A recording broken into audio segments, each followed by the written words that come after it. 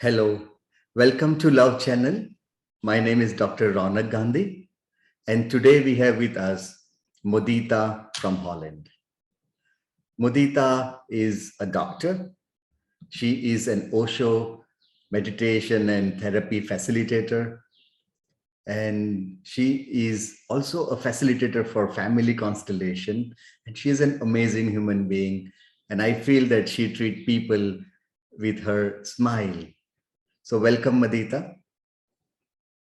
Thank you very much, Gandhi, for inviting me. I'm so happy to visit your beautiful, loving center and to visit India and to be welcomed so warmly by you. And I also feel very special that we can meet each other here as doctors and at the same time sharing our healing from a loving space. This I feel very precious. Wow. Thank you so much. And first of all, I would like to ask you your experience. Can you please share with us your experience of working as a doctor and what led you towards the journey into meditation? Mm. Yeah, as a doctor, I felt very much fascinated by the mystery of the body, by how what a wonder is the body. And at the same time, I experienced that in the regular medicine, the mystery was often not seen in my view. And what I also missed was that the background of the disease is seen. What actually makes someone sick, or what causes well-being also, because I also saw that sick people, sometimes very sick people, they had more well-being than somebody who was so-called healthy and was not connected with him or herself. So that fascinated me so much, and then I was more and more pulled to the being and the well-being and what can help people to open up to themselves and to connect with themselves. And in the first place, I was not so much thinking about other people, but about myself, because I had many depressions in my life, and also I had eating disorders in the past, anorexia, like not eating almost at all, and the bulimia is like eating a lot and then fasting again. So I was struggling with all these things, and I thought I will need therapy until the end of my life, and I will still not really be alive and connected to myself. This was what I thought, because I felt the root is so deep, which causes my distress actually.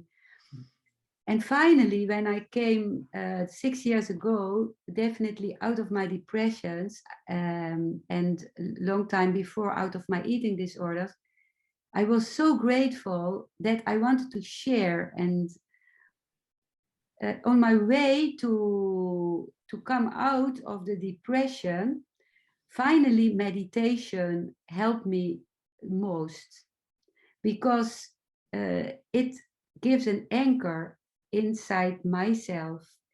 And with meditation, finally, I don't need therapy anymore, because I can go to my own core.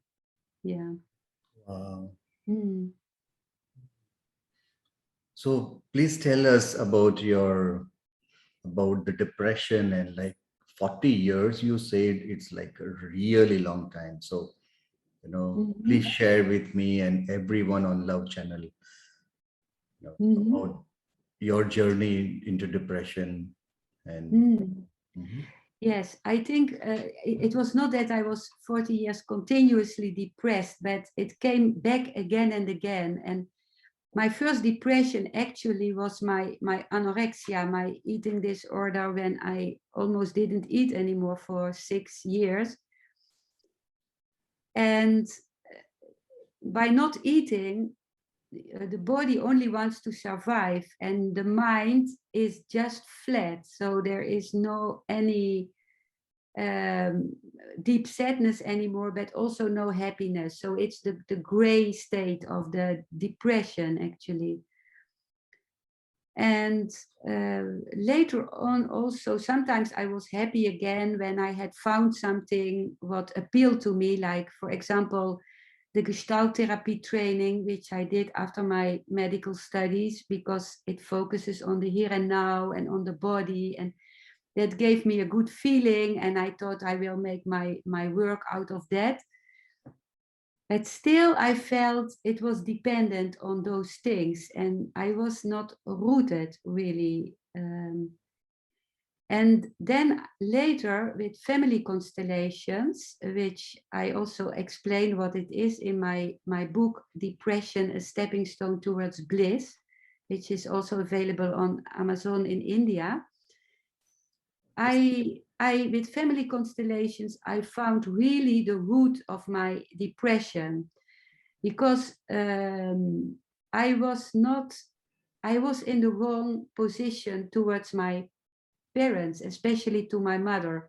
My mother was in her childhood in the Japanese concentration camp. She is born in Indonesia. She is Dutch from origin, but she's born in Indonesia. And then the Japanese people invaded Indonesia, and they put them in a concentration camp with almost no food and very heavy punishments, and they were captured there. And her father transported to Myanmar to work on the railways, and another brother to the boys' camp. And so she saw so many people dying. Every day there came a car, and all the dead children were put on the car and taken out. And I felt the pain of my mother, and she never spoke about it because she wanted us to grow up safe. So by feeling her pain, I tried to take her pain on my shoulders. This, I think every child tries that, to relieve the parents. And in that way, I could not receive from her, because a child only needs to receive from the parents. And a child is not good when a child starts parenting the parent. And that is actually the emptiness of the depression, that you don't take one or both parents as a parent. Then you are not nourished and you remain empty. So in that family constellation, I had to again take the role of the child. So I had to come back to my position of being small and seeing my parents as big. And once I could do that, I could really see that my mother was strong enough to raise me, that she was a strong woman, actually. And then I also could see the strength of my father, because before I thought my father was weak because he could not support my mother in her pain. But then I saw they were both strong. And then I could feel my parents behind me and receive the nourishment. And then I could turn towards my life and feel. That was the first time I ran into the field and I fell on my belly and I hugged the earth, and I could say, now I really want to live. And then I felt I have to really share something with other people. Yeah. And wow, what an experience, Modita. And when was this first time breakthrough through family constellation? Yeah, this was in a training in Spain with Mira Hashimoto, with a Japanese artist who worked with painting as a therapy. So we were painting and expressing ourselves in the painting, but at the same time, she did also in between the family constellations.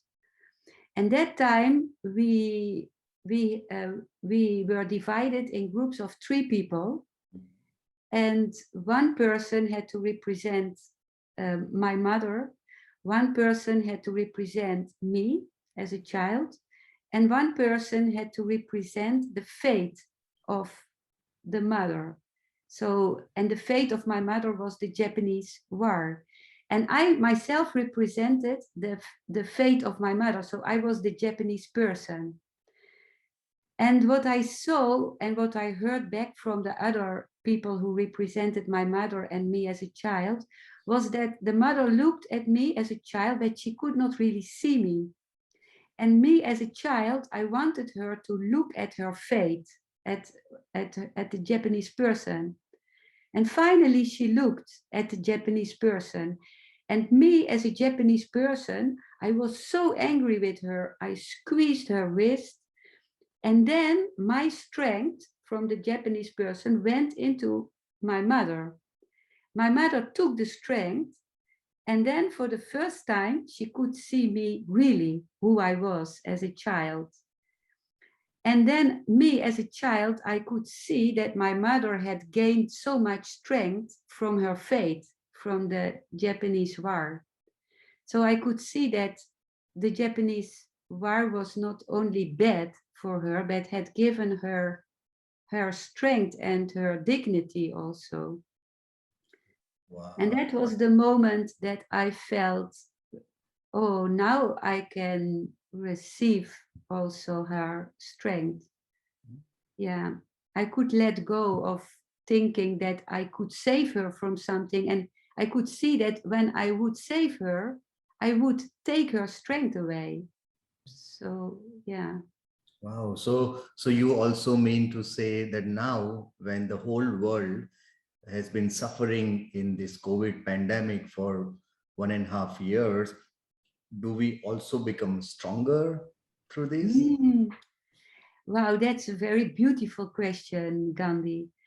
Yeah, I think that the COVID virus is has come out of intelligence of the universe to restore something, the balance in on the earth, and also to invite us to see everything what is hidden in us, our shadow sides, like maybe our fear of death, which the COVID brings up, our also our thinking that we can make the whole world where we everything is insecure, but no, normally we don't.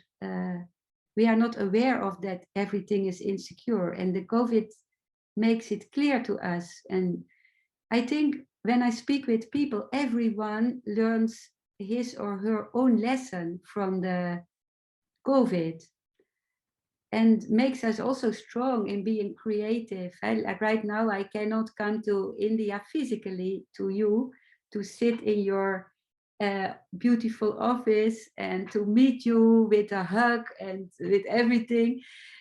But we meet in this way, and you are also so creative to give this interview a beautiful shape. So I think, and also what I heard recently was that in the Chinese medicine, the lungs, which are attacked by the COVID virus, are connected with, like lung diseases are in Chinese medicine connected with grief and mourning and sadness. So you know that already, I can feel. And I think the COVID makes us aware of all the tears we have not cried and all the mourning which we have denied, to connect with that. Yeah. So, and for example, in Holland, there is a whole group which people who deny that the coronavirus is there, that it exists. So I cannot believe it because you see so many people dying, but they say it simply doesn't exist. So I was thinking maybe they really don't want to connect with grief and sadness and mourning. Yeah. Wow. Yes, we are hearing so many stories these days, but I really like what you said, that it is an intelligence from the universe. COVID virus comes from intelligence from the universe. Mm, Wow, very nice interpretation. And mm, yes, at loving, we practice the 6 healing sounds. So depression, sadness, and grief are the negative emotions that affects lungs.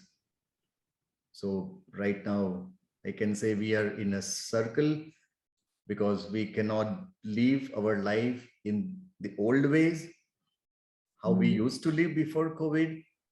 That creates depression in us, and that makes us more vulnerable to disease, to COVID. mm. Wow, that's very beautiful what you say about that resistance creates the depression. Yeah, that's also why my first chapter of my book, Depression: A Stepping Stone Towards Bliss, is called Acceptance. Okay. And it's even accepting the depression, because this I learned also from my or our spiritual master Osho. He says, don't fight the depression, just accept it as it is, because once you fight the depression, you come in what he calls a secondary depression. Then you are depressed about the fact that you are depressed. And that's a very difficult state to come out of. But if you stay with the depression, okay, I am down, I don't feel any juice in life. And if you stay with that, it can change. But I have to be very honest. I wrote that whole first chapter about acceptance after I had come out of the depression. And during my depression, I also read those words, but I could not manage to accept my depression. I kept fighting it. Yeah. Only one time there was that I thought there was a kind of acceptance, because people also told me, just eat healthy, then everything will be better. But I hated that kind of advice, even when I know that food is very important. So when I was very sad in my depression, I went one day, it was raining very much, and I went to the railway station and I ordered very fatty French fries with mayo, the most unhealthy food. And I started sitting at the entrance of the railway station where all the boots were passing me with all the wet and the mud. And there I was eating this very fatty food. And I felt this really matches my mood right now. This is, and then I felt I was true to myself. Wow. Wow. Yes. Mm. And before we go into knowing more about your book, there is another interesting book you have written in Dutch about eating disorders. So can you Yes. please tell, because many people, I think, may not be aware that they have eating disorders. Yes.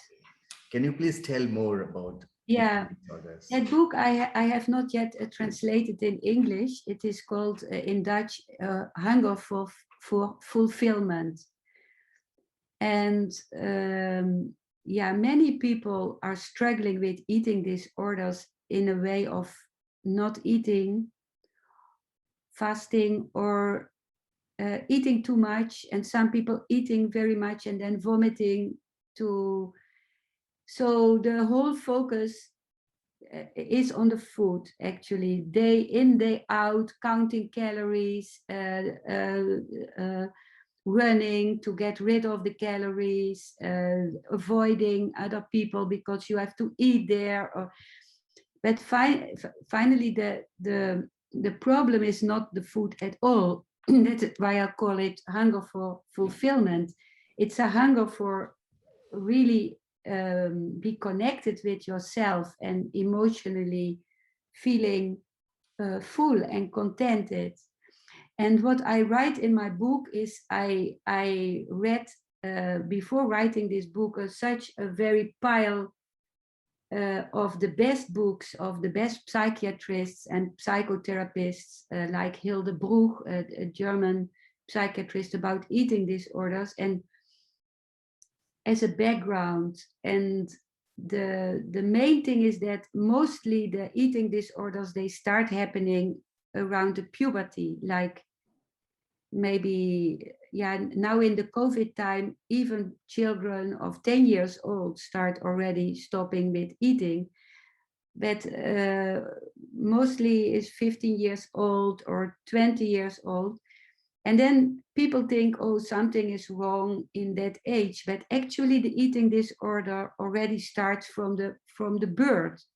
Because mostly you see what happens is that the parents, they cannot deal with emotions, like mostly with expressing emotion and feeling their own needs. And because they have not learned it from their parents, it's nobody's fault. And then when the small child shows a need, for example, for love and affection, the parent can first not recognize it and also not give it, because he or she has not, father or mother has not received it, him or herself. And then like with some children, they think, oh, whenever the child cries, it is hungry, so just give it food. So the child starts learning, the child who gets bulimia later, like eating too much, starts learning that anything can be solved by food. If I feel not happy for any reason, I have to take food. And the child with anorexia, he or she feels that it's not good to have any need. Not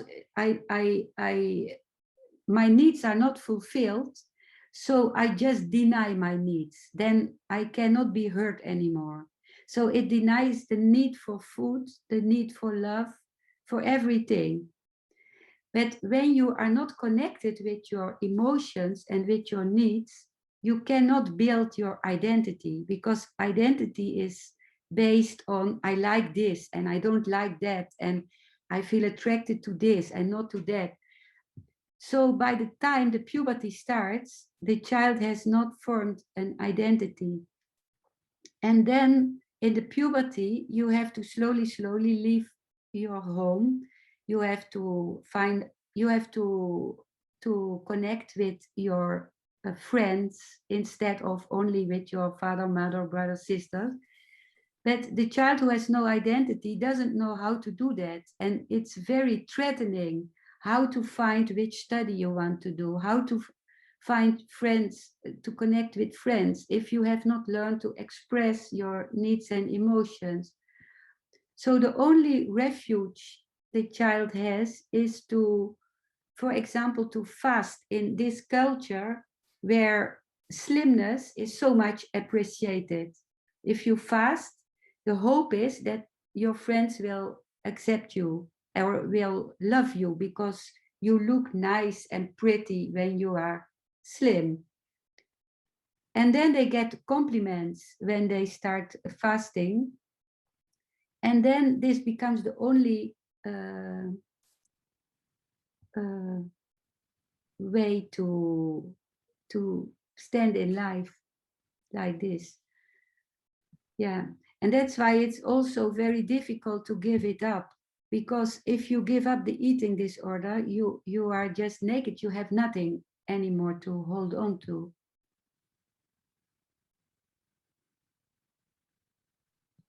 Wow, wow,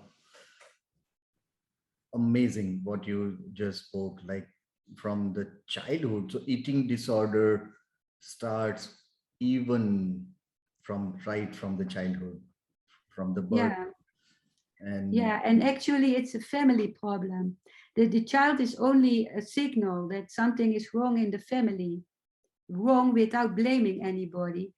But also the communication in the family is often that one person speaks for the other person. Nobody really listens to each other. Like it's, yeah, and from the birth, and also that the focus becomes on the child. The child has to be treated. The child has to go to psychologist or therapist. But actually the whole family is needed to be treated. Yeah. Uh, so how can this be treated? How one can deal with this, because it is there since the identification, since Mm, I we don't know who we are. So how yes. can we deal with something like this? Yeah. So very important is to slowly you can still build up the identity, but it will take years, actually years. You can, and the most important is to do body oriented therapy, like to connect with the body, really to start feeling what is inside my body, and also then you can start feeling the emotions in the body. And uh, once you start feeling the body, you can get a sense of this I am. So the second part of my book is about body oriented therapy, and also like the active meditations, for example, from Osho, especially the Osho dynamic meditation, which is also very important for depression, to really breathe and then feel the emotions and being able to express all the emotions which come up. Because a person with depression and also with eating disorders is very afraid of emotions, because you have suppressed them so much, and you feel that once I make a small opening, maybe the whole lot can come out at once. So it has to be gradually in the presence of somebody else who is loving, like you. Yeah, if I would have somebody like you next to me, when expressing, it is so helpful, because that's also when I read or see your center, I feel so beautiful, because love is actually the most important healing force. So that a loving therapist is there, or a loving doctor, and then slowly connect with the body, with the emotions, um, with silence, but also learning how to communicate with others. Because people with depression and also with eating disorders are very afraid of any confrontation with another person. Many times in the family, they have not seen their parents freaking out, or especially with people with anorexia, like bulimia is different mostly. But they have to learn, and also I have still to learn it. I am also not so good yet with confrontations. I immediately think with a confrontation, oh, now the person doesn't like me anymore, so it's over, or I don't like the other person anymore, so it's over. But to see that there can be a confrontation and still there can be contact, that's something very precious to learn, I feel. Yeah. Yes, uh, that's for advanced student who want to really go through the obstacles. So, Yes. so confrontation is a doorway to reach to deeper self of the person. Wow, that's beautiful said. Mm. That the obstacle is also the doorway. I love that you say that. Yeah, that's Beautiful. what we do here. So, wow. And now please tell us about your book on depression, because I was just checking the data and it's like 10% of the whole world's population is suffering from one or other kind of mental disorders. And these are Mm-hmm. just the reported numbers. So Mm-hmm. I think when you say it, like 1/3 of the world's population is suffering through depression, I think that's correct number, and I think that's the minimum, 1/3. Yes, Maybe more. I think also it's more. And actually also what Osho said is depression is a sign of intelligence, because you feel, oh, what is the world all about? What is this whole thing all about? Why am I living here? What am I doing here on the earth? So actually it's very important questions somebody with a depression is asking. And I think also, I feel, as you spoke about the doorway, that depression is a doorway, it is a passage from one situation where in which you cannot live anymore, either the circumstances or your state of being, towards a new state of being, which is not there yet. So in that moment, there is nothing. Yeah, but I think that it is, and I think many times, even also myself, when I see someone who is depressed, want immediately to take out the person out of the depression. But I think many times it's needed to go to the very bottom of the depression. Once a person said, if you jump in a river where is this whirling which pulls you down, if you resist, you drown.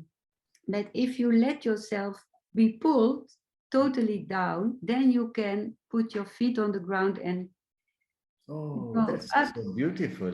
That's so rather than fighting and want to come out quickly, just looking inside and going into the root of it. Yes, Wow, yes, very nice expression you said with the, yeah. yeah, yeah. Yeah, it was my experience in my last depression. It lasted 2.5 years, so that was very long because every day is a hell. But later I could see I needed that last depression. I really needed it to really feel, oh, now there is no hope anymore. Like,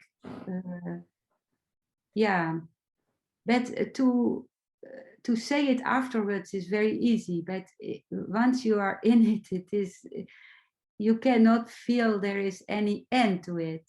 Yeah, yeah. But I think it is necessary. I recently I was going for a walk, and on the grass some boy was sitting and he said, oh, I recognize you from the website. I looked at it and I am depressed, he said. And then he said, I can see the sun is shining and I see the flowers. I see that this is all happening, but I cannot feel it. And then after, he said, and at the same time, I look around all the people who are maybe enjoying it, and I don't even want to be like them. So that means actually he owned his state of being. So then I felt very respectful to him that he shared that and that he recognized, actually I want to be, something in me wants to be here right now. Yeah. Wow, amazing. Mm. And do you think when someone, when you say it's your last depression started 2.5 years, do you think one recognizes when someone is going into it, the beginning of a depression, and what could be the signs of beginning of a depression? Yeah, I recognized it because I had gone through other depressions. And one thing I think that something in is called this time in the DSM handbook of doctors and psychiatrists, depression is wrongly described, because they say already after 2 weeks of not liking anything, you are depressed. And this is not true, because in mourning, if you lost a beloved one or you lost your favorite job, it will take longer than 2 weeks, and then it's not a depression in my eyes. But I recognize, I remember very well the last time my depression started, I really saw the image before me like a black monster which opened his mouth very slowly, and I could see the emptiness, the black emptiness, like a nothingness, but not a beautiful nothingness of meditation, but really nothing. And I started fighting it immediately. I started doing everything I could help, a dynamic and the body exercises and anything, but it didn't help. Yeah. So, and what I recognized, that it was gray, that nothing made sense, nothing could give me any joy or thrill or no perspective for the future, only seeing the negative things which happened in the past. I think there is a kind of neuronal circuit in the brains which is activated then and sees only the negative. And the worst thing I did, because I wanted to come out, I only looked around how other people who have shining eyes and who are happy are living. And I compared myself to them and started doing what they were doing. So the more I did this, the more I was drowning away from myself. So this, I see that comparison is very logical that somebody starts doing that, but it's the best way to be more disconnected from yourself. Yeah. Yeah. Yeah, because they say that mostly so many people in their life might come to this depression, losing a loved ones or losing job, as you said, or and right now in this situation of pandemic, I don't know what would happen after a few months or years once there is a normal life, new normal, they say. Mm-hmm. Yeah. Yeah. And what do you think, like how this helped you when you say when it is over, when the episode is over, what do you think? Was it uh, what did you discover? What did you find? The gifts of depression. Yeah. What are the gifts of depression? For me, actually, the depressions I had are a gift for my everyday life since, because when I wake up and I know what I like to do or where I like to sit, or when I enjoy a flower or the sun, I always see it against the background of this depression. I think, my God, I can receive the sun. And when I was depressed, I hated it when it became summer, because or spring, everything started blossoming and the sun is shining, and I know other people will enjoy and I cannot enjoy it. So for me it was better when it was raining and nobody would enjoy any sun, So I every day I feel grateful that I also know that state of no color, no emotion, no feeling. Yeah, it gives a certain depth. I think the same like the roots of the tree are in total darkness and not visible, and then the leaves can also blossom when the roots are very deep. So I think somehow the depression, the depression also invited me to look um, to connect, to start searching for who I am. Like, I think maybe without the depression I would not have found Osho also, Who knows? This is my feeling, that this is also what Mira Hashimoto told us, that when persons were complaining about the way they grew up or their parents, or I'm very grateful to my parents now, but because they also brought me to myself and to Osho, the way I had to go through everything. So I think that the depression or a very negative state can put you on the way, put me on the way to really find what is essential in my life. Yeah. Yes. So it's a beautiful question. Yeah. This is, Yeah. I think, so nice when any doctor would ask you when you come in with a complaint, also a physical complaint, what does it give you? Yeah. This is the best. Yeah. Yes, I believe when I have patients or clients with depression, and I say, please write today's date because your life is going to be transformed if you go through this with awareness and with openness. It's Wow. a transformation. Yes, because the Wow. old does not serve the purpose. It needs to be Wow. changed. Wow. I feel so touched by this. Oh my God. I feel shivering when you say that because it resonates so. What a gift for people to that you are standing next to them Oh, in this way. Yeah, really, I appreciate very much. and please tell us about the book. I have been wanting to hear through from you about your book. It's amazing book. The title Mm. Depression: A Way to Bliss.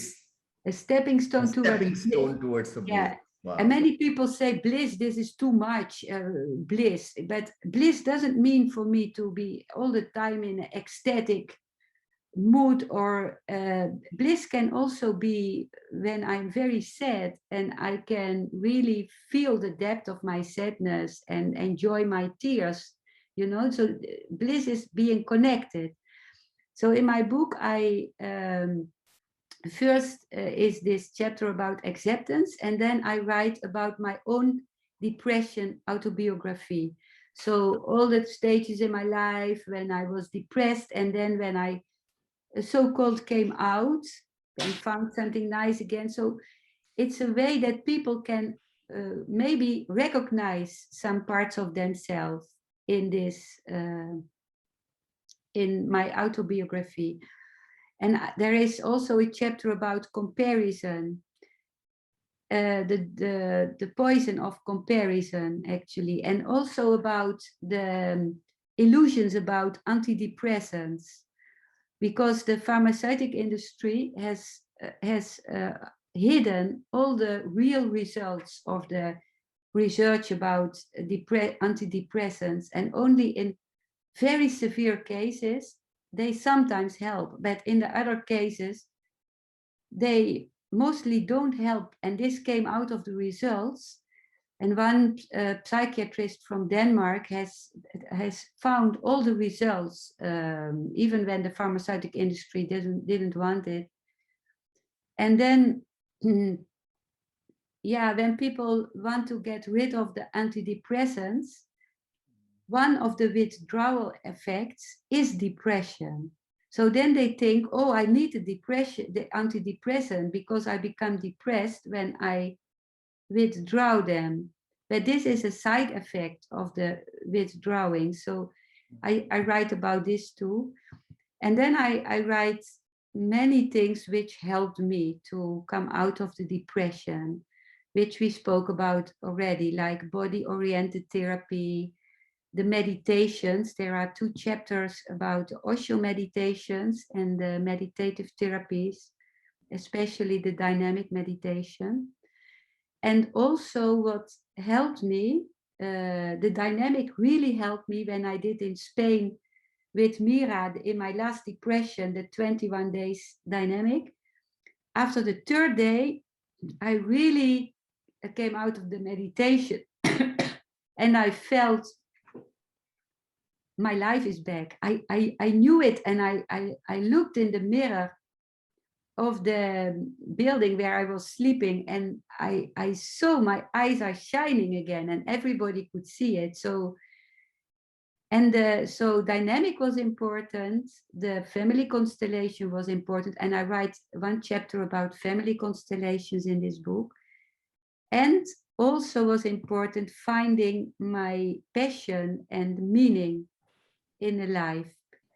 And this you cannot think about any meaning and in the depression, but still it's important to reconnect with where in your life did you find any meaning, or what you liked as a child, for example. So yeah, I think how I live now is very much like doing the things I loved as a child. Yeah, yeah. Wow. Wow, what a Mm. what a gift, I would say, that Yes. you can live. uh, and what would you say to people, to anyone who is in depression right now? What would be your message to them? Yeah, actually, it's very much um, like the message you give your people who come to you, that even when they don't believe it, that they are in a very important passage of their life, even when you cannot feel that at all. Once you dare to be really there in that passage, even when all the other people of the world are enjoying, and you even don't know if they are enjoying, because many times people also have a kind of fake smile, or but even when the whole world does something else, that this is your thing to go through, which has a meaning in itself. Yeah, yeah. Wow, interesting, very Mm. nice. And that's how, so it can become a stepping stone, and Yes, and yes, yes, towards the bliss. So yes, everyone has to find out their own way or own bliss. yes. Yeah, once a psychiatrist said to me, "You are standing on the handbrake, on the brake," Mm. and I knew it was true. I was just on the brake because deep down I felt I cannot continue like this anymore. You know, like in my own conditioning, in my old conditioning, performing, doing my best, Mm. having good numbers in school, being a medical doctor, being so-called appreciated for something which was not my connected with who I really am. You know, like I could not continue like this. Mm. What a journey, Mm. because people spend hard work and lot many years to find a profession, and then you are very courageous, I must say, Modita, that you did not stop or sacrifice or made compromise to life, and you always Mm. wanted to dig deeper and wanting more. Mm. Thank you. Even when I also was had many times the feeling I was not digging anymore. Then I was just sitting on the floor for days on of my apartment, you know, like uh, uh, not feeling to move in any way. Yeah, but still I was looking, oh, which book would help me, which course would help me, which training would help me. That was true. And that was also important. I did so many workshops and trainings, and then I was happy in the training because some emotional release or some breakthrough. And then I went home and I was thinking I had switched the button and now I would be happy forever. But then I write also in my book, suddenly I realized, oh, then one time I wrote an email to also Osho Sannyasin. She was a craniosacral therapist. And I said, I'm so unhappy. And she answered something, suggesting me a book. And then again, I wrote, I'm so unhappy. And what she wrote back then was, when you are still unhappy, it means you didn't do your homework. So that came like a Zen stick, you know. So then I realized I have to use what helped me in any workshop or like a talk with someone, to use it every day as a tool. It's not just doing a workshop and then sitting back and waiting, okay, where is the happiness now? So that time I started using my tools. And from that moment, I took my own responsibility for myself. Yeah. And before we conclude, I want to know, when you mentioned body oriented therapies, and with someone who is not able to go to different places or do not know much, what what are the body oriented therapies and what one can do just simply to begin with? Yeah.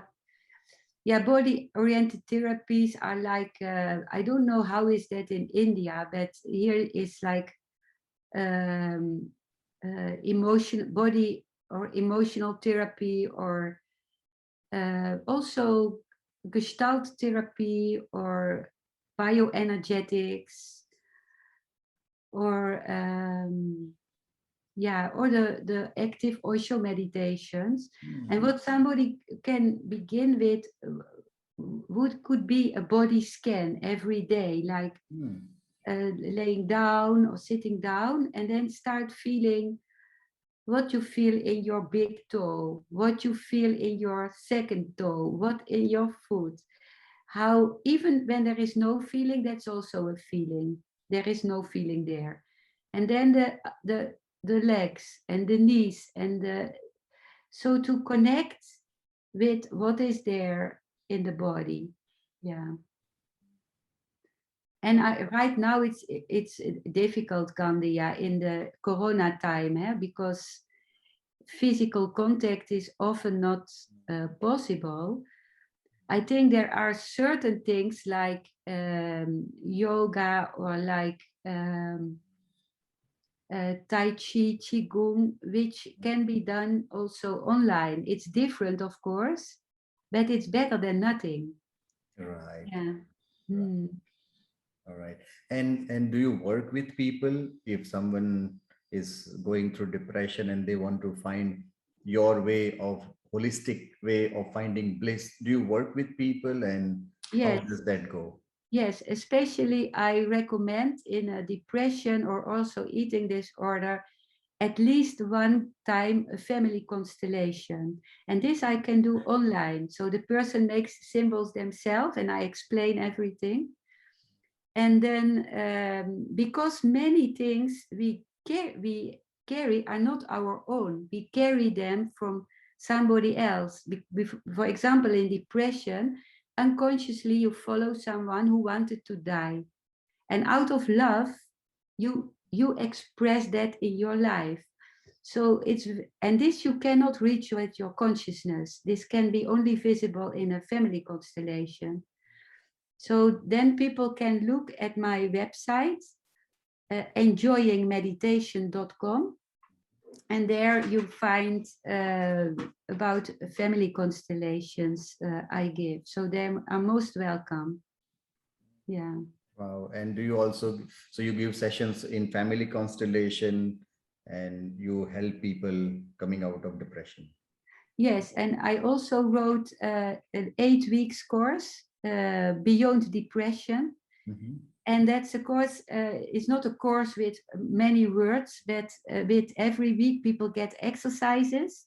Also for feeling, how to do with the food, how to do with emotion, with contact. And then at the end of the week, they write me their experience, and then I give a feedback and look with them what is good next, and then they get the second lesson. So this online course also, I personally guide this them through the depression. Wow, Yeah. interesting. And also for eating disorders, I have an online course of 8 weeks. Yeah. Interesting. Now tell me, what are your plans? What do you wish to do? What's in the bag? In the Your bag is plan. that next month I am a little bit nervous. I am going to an island in my country. And then after I am going finally with a group that you go all alone in a place in the forest where you are totally alone. And for 3 days and 3 nights, I will sit on one spot in a circle of small bags with herbs which I have made. And then that 3 days and nights is also no eating, only drinking water, to focus on going inside more. So that's my next challenge. Yeah, and what I am very much. I was already planning to make an online community, and I am very much inspired by you, by your beautiful community, a loving Center for Transformation. So from tomorrow, I am going to work on with my web builder on a website for this community, which I hope to start in November. And then we are brother and sister community Yes. leaders. Oh, I Yes. love that. Yeah. I think communities is the answer. Yes, I love that. Also, your community looks so beautiful. So it's called loving, huh? Yes, Loving, loving community, I call it. loving, loving community. This is so precious. Yeah. So yeah, I can also recommend all the listeners to go to that community because I become so happy when I look at it and what you offer. Mm. Yes, thank you. Thank you so much, Modita, for your enlightening talks on depression, on eating disorders, and your life journey, and the gifts, the bliss, and you can live like a child. Wow, amazing. That's Thank the you. greatest takeaway for me. So thank you very much, and I wish to have you back, have you in Loving Center physically when you can visit next time. Wow. Thank you so much. Wow. Yeah, that would be wonderful. And I am very happy to have met you in my life. Yeah. You are really the uh, the type of doctor I always wanted to meet. Yeah. Yes, yes, and I would wish next time we can invite some more doctors, and you can share, or we can share together. Mm-hmm. Thank you so much, Okay. Madita. Yes. Okay. Thank you.